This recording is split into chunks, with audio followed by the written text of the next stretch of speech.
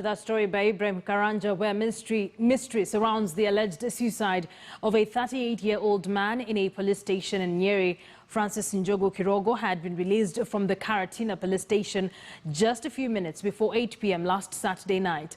His body was found 3 hours later dangling from a tree right inside the police station compound.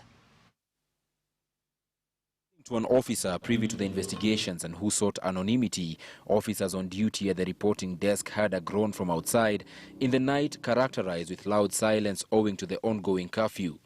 They would run out to see Njogu kick his last, watching helplessly since he was so high up and could not immediately help him.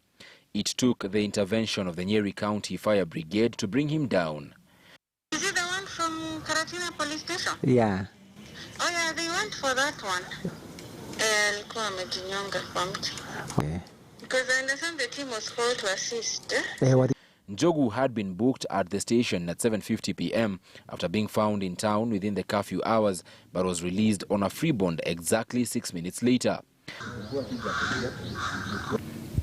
Results from an autopsy conducted Tuesday confirmed that the body had no other physical injuries aside from ligature marks around the neck resulting from strangulation, affirming that indeed he could have committed suicide.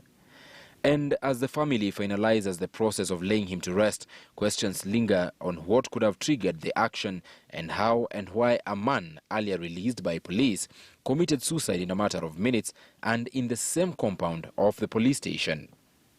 Ibrahim Karanja, KTN News. The Big Q.